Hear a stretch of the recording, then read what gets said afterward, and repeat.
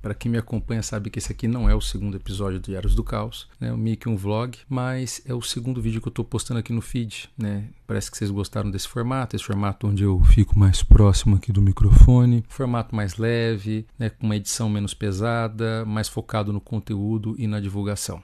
E antes de mais nada, queria agradecer a todos vocês que compartilharam o vídeo anterior e mais uma vez pedir, por favor, pessoal, compartilhem esse vídeo, compartilhem o material de todos os divulgadores, vamos espalhar a palavra, vamos tentar com esse material continuar aí, né, água mole em pedra dura, converter mais algumas pessoas para a realidade. Então vamos lá, o que mudou desde o último vídeo para esse? Muita coisa. Em primeiro lugar, aquelas incertezas agora são afirmações. Óbvio, o que aconteceu em Manaus é culpa das variantes, ou melhor, de uma variante, a P1. Eu falava que o que está acontecendo aqui agora podia ser causa dela, eu posso afirmar, é culpa dela. Um amigo meu de plantão lá do Mário Gatti, o André Ribas, ele lançou um paper esses dias, né, um trabalho junto com o pessoal de pesquisa, falando sobre sequenciamento genético, né, do Covid no Brasil, os lugares que eles estão testando. E já está claro que a P1 deve ter surgido em torno de setembro, lá em Manaus, e que ela já está aqui e ela está se espalhando como fogo. Na verdade, todas as variantes estão aqui no Brasil, mas elas não têm a mínima chance com a nossa amiguinha P1. Essa aí é coisa nossa. É britânica, sul-africana, norueguesa, canadense, qualquer variante, a P1 come com farinha. Então ela está se tornando hegemônica, ou melhor, praticamente daqui a alguns meses todo mundo que tiver Covid no Brasil, a maioria esmagadora vai ser dela ou das filhas dela, sabe-se logo que vai sair disso. Mas toda vez que você tem uma vantagem, você ganha a corrida. Vamos entender um pouquinho melhor como que ela funciona, o que ela é. Em primeiro lugar, ela é mais virulenta. Quanto? 2,2 vezes mais, 220% mais. Ou seja, se a Covid normal passa, né, de uma pessoa passa para 3 e pouco, essa passa para 8, 9, isso no ambiente aberto. Se a Covid, né, normal no ambiente fechado passava para 7, 8, essa passa para 15, 16. Praticamente assim, você entrou numa sala, né, com uma pessoa que tem a P1, você vai pegar ela. Lógico, daí entra aquele lado de que ela precisa de menos partículas virais para ser transmitida. Antigamente você precisaria ficar nessa sala meia hora para pegar Covid, não sei, né? Com essa você vai precisar de, sei lá, 15 minutos, 10 minutos. Ela faz muito mais com menos. Com poucos soldados ela faz guerra. Que mais? Nós sabemos que ela tem a capacidade de se multiplicar mais. E, ao mesmo tempo, por causa dessa quantidade, ela causa uma doença mais grave em pacientes mais jovens. Ela é um problema também pelo fato de que ela consegue escapar da imunidade. Vou falar primeiro aqui da imunidade de quem já pegou Covid, imunidade inata. Já tem pesquisas mostrando que de cada 10 pessoas que pegaram Covid e que têm IgG positivo, pessoas que tiveram imunidade, 6 vão pegá-la de novo. Então assim, sabe, gente, é mais do que a metade. Então eu falei que março agora seria o pior mês da pandemia, porque está começando uma nova pandemia. Está começando a pandemia da P1. Não é que é segunda onda, como eu falei no meu vídeo passado. Zerou o jogo. É uma nova onda, é uma nova pandemia. Estamos vendo Covid nível hard. Passamos de nível. É como se tivesse começado tudo do zero. Para ele, para o vírus. Para nós, todas as sequelas, todas as mortes, todo o desgaste físico, emocional e econômico estão aí. Então a gente vai ter que enfrentar um inimigo pior, sendo que nós estamos mais cansados. E para piorar, o salzinho na ferida de verdade é que ela mata mais. Somando todas essas duas características que ela tem, ela fica mais letal. Como eu já falei talvez num outro vídeo, a Covid não se importa se você morre ou não, porque ela passa quando você ainda não está sentindo. Para a Covid, se ela matasse 100% dos infectados, mesmo assim ela seria uma pandemia, porque primeiro você passa, depois você fica doente, depois você morre. Então, somando todas essas coisas, o efeito colateral dessas mutações é que ela é mais letal. Quanto? 90%. 70%, 90%, vamos colocar 90%. Praticamente ela mata o dobro. Lembra 1% que a gente falava lá? Vamos subir para 2%? É mais ou menos isso. E daí vem o lado mais perverso que eu acho dela, do fato de que ela ataca mais, ou ataca pior os pacientes jovens. Por todas essas características e pelo fato que ela faz uma carga viral maior, né, nos mais jovens. Na verdade ela faz uma carga viral alta também nos idosos, mas os idosos já faziam carga viral alta com o Covid normal. Como a Átila explicou, ela faz em torno de 10 a 15 vezes mais vírus do que a Covid normal. Para vírus não é grande problema, né? Acontece em outros tipos de vírus, mas é o suficiente para que ela consiga dar uma doença grave em pacientes que antes não tinham. É como se assim, né, os pacientes jovens com a Covid normal tinham uma doença mais leve porque a imunidade deles dava conta do recado. Agora, aquilo que acontecia com pacientes de 60, 70, 80 está acontecendo com pacientes de 50, 40, 30. Essa Covid AP1, ela dá uma doença nos pacientes mais jovens como a Covid antiga dava nos pacientes mais velhos. Isso é problemático. E a gente está vendo isso acontecer em tempo real. Quem trabalha em pronto-socorro, quem trabalha em UTI está vendo isso. Não sei se eu trouxe esse dado já para vocês, mas nesse momento, 60% a 65% dos pacientes que estão em UTI de Covid no estado de São Paulo têm menos de 50 anos, sem comorbidades. É um perfil que não existia antes. Quer um exemplo prático? Vou trazer para vocês. Eu atendi um paciente, 39 anos, sem nenhuma doença, com um quadro bem inicial de Covid. Ele teve aquela historinha clássica, começou com dor de garganta, tosse, diarreia. No terceiro dia de doença, ele procurou o pronto-socorro.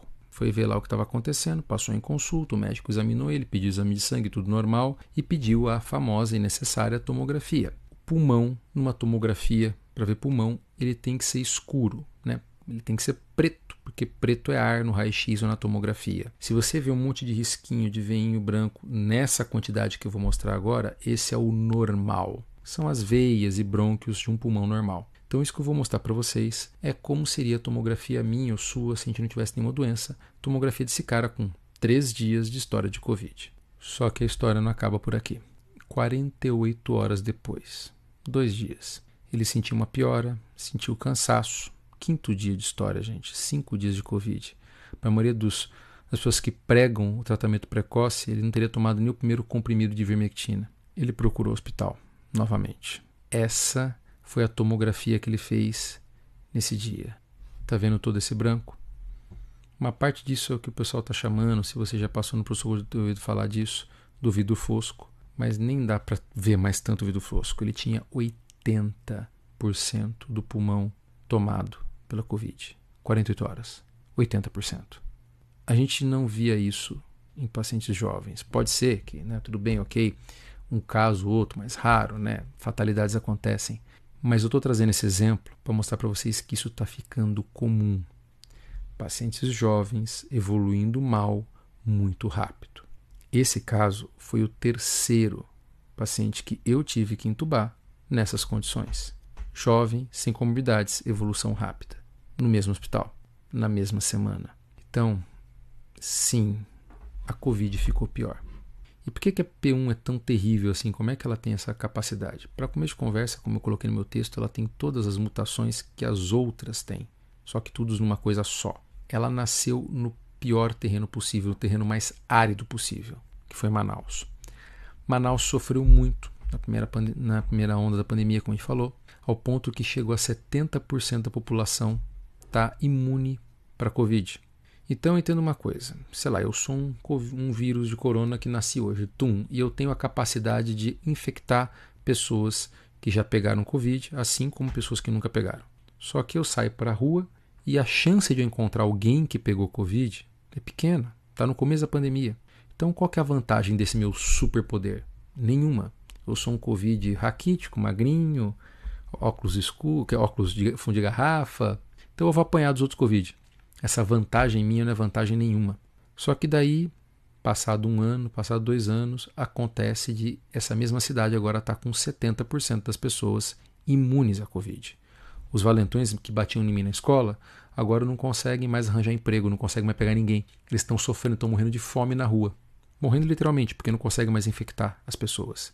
É aí que aquela coisa que parecia inútil se torna um superpoder.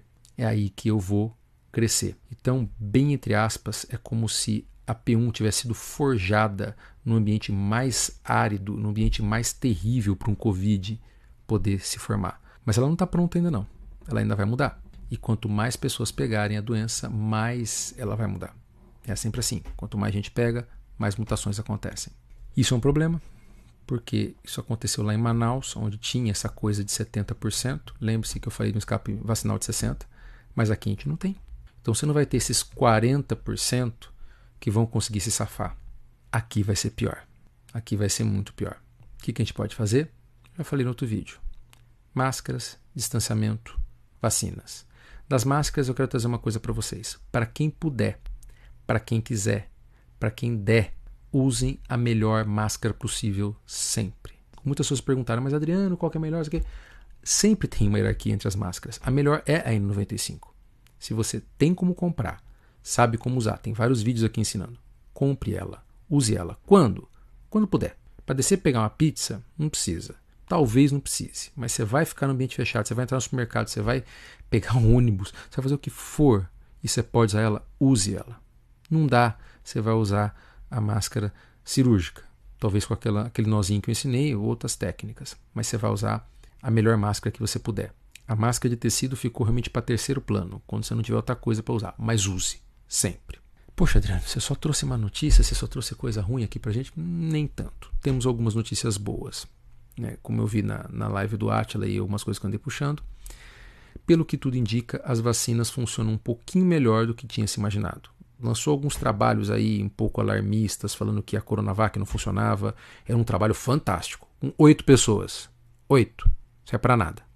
Segundo lugar, já saiu uma preliminar hoje de que foi feita uma outra pesquisa com maior número de pessoas e parece que a AstraZeneca não precisa, a vacina de Oxford, essa que está aqui no Brasil, não vai nem precisar de update, que ela consegue proteger sim e proteger bem contra a variante P1, que é a nossa que está aqui. Coronavac, pelo que tudo indica, vacina de vírus morto, protege muito bem, obrigado. Vacina da Pfizer, vacina da Janssen, que são vacinas novas, estão sendo testadas, mas pelo que tudo indica não perde tanto de eficácia assim não.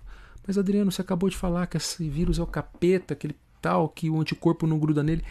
Entenda uma coisa, eu já ouvi muito médico vomitando esse fato que sempre pegar a doença é melhor que a vacina.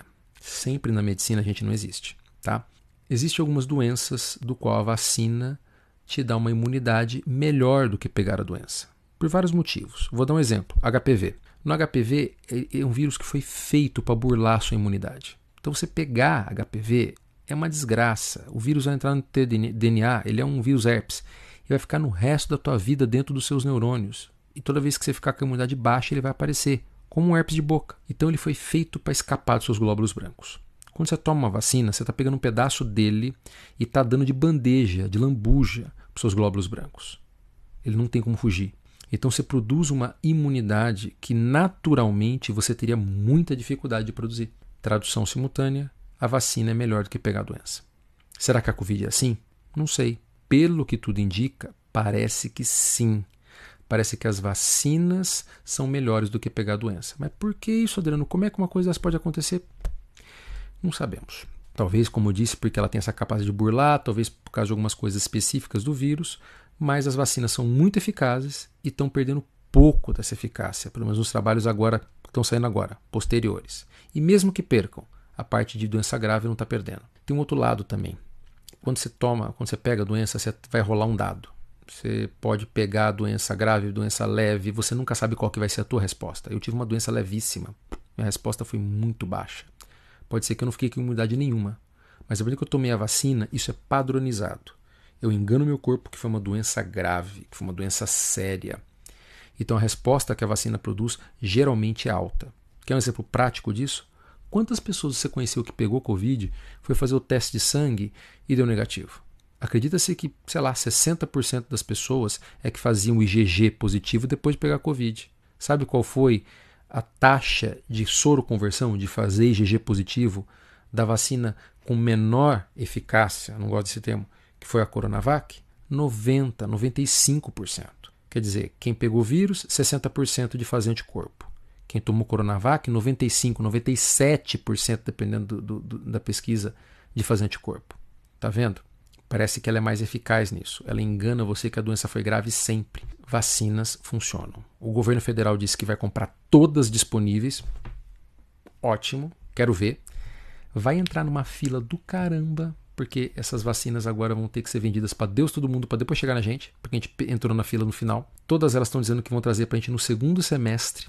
Então, qual que é o resumo, qual que é a mensagem desse vídeo que ficou gigante? Segura as pontas. Se proteja até a vacina chegar até você. E o inimigo agora é implacável. A coisa tá feia. E vai piorar. E é isso. Acho que não tem mais nada além disso que eu possa dizer ou mostrar para vocês. Espero que vocês consigam mostrar ele para mais pessoas e que elas consigam chegar até esse momento final do vídeo. E espero que todos vocês estejam bem. Até o meu próximo. Tá certo? Um abraço.